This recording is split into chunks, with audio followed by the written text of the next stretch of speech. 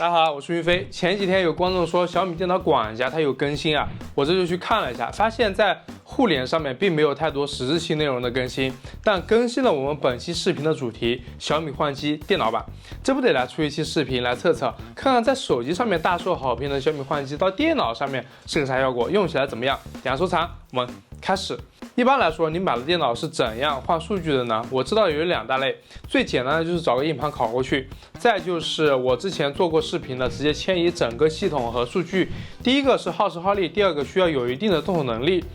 小米这回是搞了一个新的选择给我们，这个功能是集成在新的小米电脑管家里面的，主要是作为购买了小米新电脑用户的新工具，可以方便的把原来的数据传到新的电脑上。它是一个独立出来的软件，和我们上期 4.0 的视频里面操作的这个远程操控是一样的。而具体如何操作，我们一起来看一下实际的演示。在这里我们先插一个以前的老问题啊，小米电脑管家安装成功之后，那个补丁文件似乎放在目录里面也没有什么用，不放其实也是正常运行的。我这次专门实验了一下啊，在安装好了之后不放确实没什么太大的影响，但在一些需要识别机型才有的功能上面，它那些功能就没有办法开启了，比如说会议模式。而放了软件之后是可以把我们的第三方电脑识别成小米的正统电脑，所有的功能都是对我们开放的啊，这就是一个区别，至少在我这边是这样的。我们来看一下小米电脑管家，这个是红米的内容啊，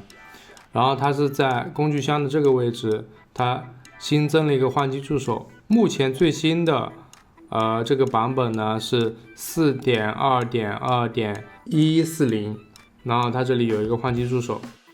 然后我们就可以看到小米的电脑它是可以有一个新电脑旧电脑的一个选择的。然后如果我们是新买了一台小米的电脑，就比如说新买了它，然后我们有一台这个普通的 Windows 电脑，然后我们就可以把数据传过去。如果是旧电脑的话，我们需要先安装一个这个 PC 端的换机助手，它这里有一个下载网址，咱们下载上去，安装完成之后，它就是这样一个。但是因为我们并不是小米自己机型的一个电脑啊，所以我们是只能选择一个旧电脑。然后我们可以来看一下它是怎样一个流程，它是和手机非常像的。比如说我们在新电脑这里，我们点击新电脑，它会断开当前的网络，并且发起热点，我们确认。然后这个时候我们需要在我们的旧电脑上面点击旧电脑，然后它也会提示它要连接新的电脑的一个热点，我们确认。这个查找会花一段时间。好，已经发现了 Redmi Book Pro 15 20，我们继续。然后我们可以看到它这里会有一个这个连接旧电脑连接新电脑的一个码，然后我们可以来看一下它有哪些内容啊。用户数据它是可以全部选的但是因为我那边的这个红米电脑它这个空间不多了所以它并不能直接的选择，所以这个是比较适合老电脑升级到新电脑，而且新电脑的内存空间还得挺大的。因为我这个老电脑我是加了很多的加起来有1个 T， 然后新电脑的话这边就是一个基础的配置，我并没有给它加任何的东西，目前总共只有512，所以这个是大家需要注意的一个点。用户数据桌面的图片、文档、音乐、视频下载都可以在用户数据这一块我们只能选择它是只能迁移到 C 盘，然后在 C 盘这个空间这一块它是可以选择一个路径，是直接移动到 C 盘，还是它选择这个 C 盘的这个迁移文件。D 盘的话它也是默认迁移到原有的一个盘符 D 盘。然后 D 盘我的东西比较多，它有240多个 G， 然后它迁移时间是8个小时48分钟。这个的话感觉电脑端的一个迁移它这个速度会比较慢我们就来看一下有哪个文件是比较大的然后迅雷下载我们有 13.8个 G， 我们就选择迁移这2个，它要半个小时13个 G 它要半个小时，还是比较慢的E 盘的话它这个默认的新路径它就会确定在这个 C 盘 E 盘的迁移文件，或者 D 盘 E 盘的迁移文件这些它这个 E 盘看一下多大，应该也蛮大的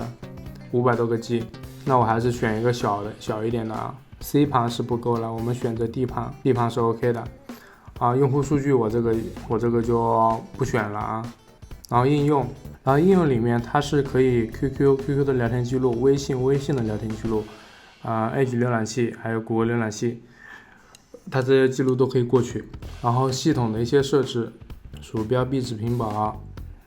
然后时间、语音、文件夹选项、隐私安全、电源计划，这些都可以过去啊。好，我们来试一下。现在的话，60G 的一个文件，1个小时22分钟，然后应用我也都选了。然后系统设置我也都选了，然后我们一起来看一下。开始迁移，不要切换网络，请关闭当前设备已打开的文件应用，不要覆盖，也不要点击电源。系统文件不支持迁移，当前版本只支持 NTFS 磁盘的硬件。文件默认迁移至原路径下，迁移路径之更换。刚才我们已经换好了，我们知道了，它就一个等待执行。它是需要连接一个电源的。新电脑也需要连接电源，然后我们来接一下，然后它就开始迁移了啊。我们可以来看一下它这个速度这个速度称不上很快啊，它现在在提速的一个阶段，还行，不算慢。但它后面可能传那种细碎的小文件的时候，它这个速度就下来了。比如说你看现在它就只有一个5.96兆的一个这个情况。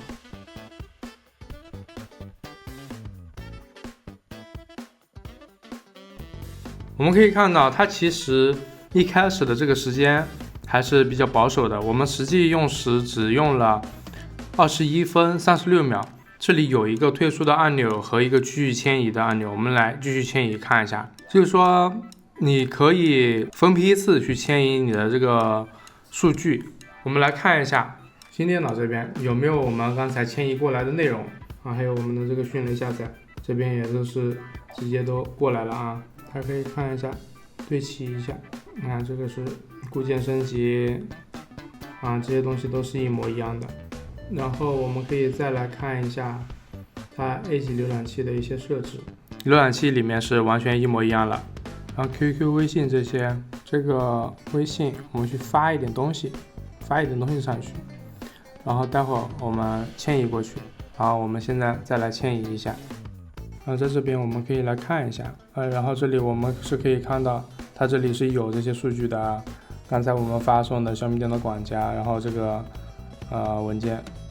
还是可以的。实际使用下来你觉得如何呢？前些天我还刚问了小米之家有没有电脑换机的服务，这回是可以解决买小米电脑一点点的这个数据问题了。虽然简单，转移的软件选项也不多，但胜在方便，先收藏一下，以后小米出了你心仪的电脑再用上吧。希望本次的分享可以帮助到各位了解小米换机 PC 版，或许程序员大佬可以尝试优化一下，使得它可以给第三方的电脑使用，